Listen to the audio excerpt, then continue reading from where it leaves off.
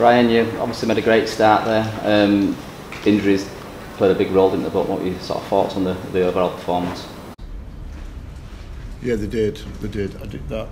You know, we still could have been better, but losing Stevie Ward and Jack, you know, Stevie Ward's hugely influential forward for us.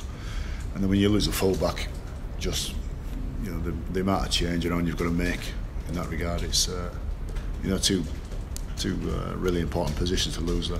What's the news on the injuries? I don't think Jack's going to be bad, but I think his cartilage is torn and it's locked, so you know he'll have that opt on and cleaned up.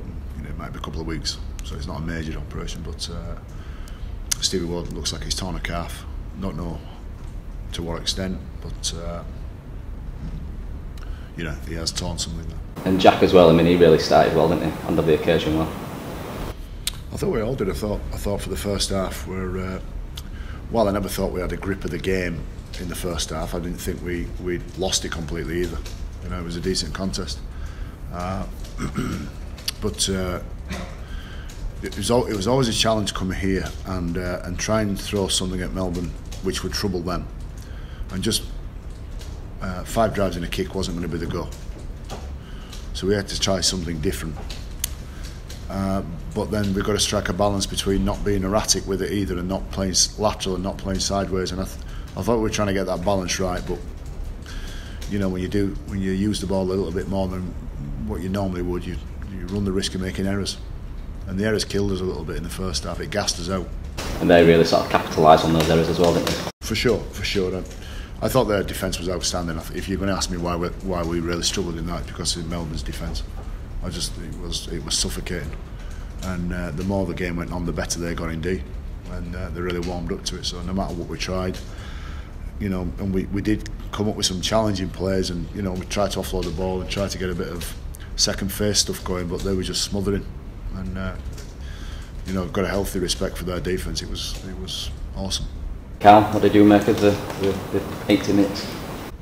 Yeah, very tough. It was just really exciting being out there, and you know, we wanted to back ourselves, play a little bit and move them about a bit and give ourselves opportunities. But I think we shot ourselves in the foot a little bit, especially in the first half, and gave them too many opportunities where they punished us. And for us, we needed to be a little bit better there. And then again in the start of the second half, it was the same again where we made an error and they punished us. So we knew that if making too many errors and giving them opportunities to apply pressure, they'll be clinical in what they do, and it showed a formidable side that they are, that they punished us for our errors. So us as a team, it's plenty to learn from, and but also I'm just very proud. I think, you know, the effort, the attitude that we showed. You know, we never give up.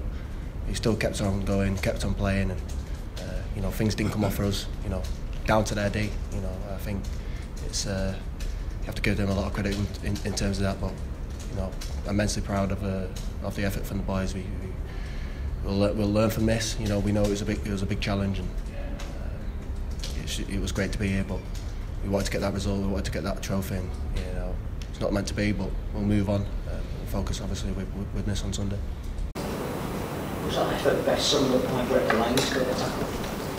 Yeah, I thought that was outstanding. You know, probably the game being gone, and they were breaking away obviously off a loose ball, and they're really good at that and getting themselves onto the fast men out wide, and to see Frog make that tackle was fitting really of you know, our attitude towards not giving up. And you know, he does that week in, week out, Frog, and again it's just it gives us great confidence. You know, going into the season, we need moments like that because at some point we're going to be put under pressure at times and breakaways, and for the boys to get back there and stop tries. And, you know, they could have scored more points, but you know, we stopped them, which was great. But you know, again, the result didn't go our way, and pretty disappointed with that. Brian, how do you think other teams can beat the Storm? Because obviously they had such a dominant year last year, and they've put in a good performance this year. This game. You know, you've got the NRL reruns on, so in the week I've probably watched about 60 games in my hotel room. And Melbourne's been on a bit And I watched them put on 30 and 40, and I think I watched today they put 60 points on South at some stage this year. Which puts our game into perspective a little bit, doesn't it? That I don't, because their defence is so well drilled, they're so energetic with it, look so fit with it, that I think you've got to try something. I think you've got to just back yourself, and it's not a gamble at all. But I don't think talking about completion rates is the be all and end all. And clearly, you know, completion rates does have a bearing, because if you don't complete enough, you can't win, no matter how good you are with the ball. But it's a really fine balance, and you've got to get the balance right. Where yes, you might make one or two errors trying something different with the ball that will challenge them, but you know, doing it enough that you're going to make a line break. You've got to make some line breaks against Melbourne. We found it incredibly hard to make some line breaks today, either up the middle. You know, I thought our forwards were outstanding. They kept on getting up off the deck and tried to repel everything they threw at us. But you know, we played without Keith Galloway, Nathaniel Peteru, Mitch Garbutt and Anthony Malali, which is our four biggest forwards today, and ultimately that told. And we needed to make some line breaks, and we just lacked that bit of punch. But again, you've got to give Melbourne's defence credit. I don't think 5 drives and a kick is the way to beat Melbourne. I would never, if I was playing in the NRL, if I was coaching in the NRL, I would never tell my players to roll your sleeves up and get them in the grind, because they're the experts at it. But I'd be also saying don't make errors as well. If the opportunity comes up again, would you be up for coming back to Australia to play? Or? Yeah, for sure. It's been, you know, you ask the players more, they're the blokes that had to get out there, but it's been great. It's been great. It was never a bind for us, and I think for the Aussies and the Kiwis coming over to England in January, it's a massive shock because of the weather. For us, it's decent. You know, we've enjoyed it, and while logistically, you know, we played on Thursday night and then got on a plane on Friday, arrived here Saturday night, and before you know it, we start building up for Melbourne, and you lose days. You know, it is a challenge, and then we get back and then we fall back into the Super League, so it's not easily done. But we don't have any qualms coming out here. I'd also like to say that, you know, if give my team 10 games like that, 10 weeks, and by week 8 and week 9 and week 10, I reckon we'll be up to that level. So we'll learn some massive lessons from that, but unfortunately it'll be another couple of games before we're in a game that's as intense as that and played at that level.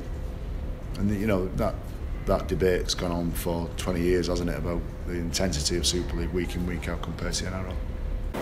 What does that say about Storm, Brian, that they can produce that level first up like that, just again? Well, I was asked, would we have an advantage because we've played 2 games already, and in those 2 games I lost 3 props, so you know, there wouldn't have been much of an advantage. And you know, they've had some warm-up games, and you know, it's a wider debate, and I don't want to get into the reason we lost is because of the gene pool and the athletes that are out there, but it has a bearing. It does have a bearing. You know, I went through this when we played North Queensland a couple of years ago, and the athletes that are on the field in comparison to our athletes that are on the field, you know, but it's a wider debate to have.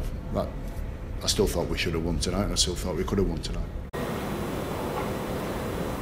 Was the try just before half-time the turning point, do you think? No.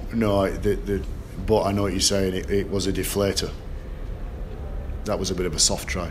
The other stuff, you know, technically what they were doing was hitting their lead runners and trying to catch out our slide defence, which, you know, tactically exposed it a little bit. That try just before half-time, it deflated. We came in the dressing room at half-time a bit hacked off with each other because it was a soft try to concede. But the Melbourne's defence and our errors, while we tried to use the ball, they were the key points.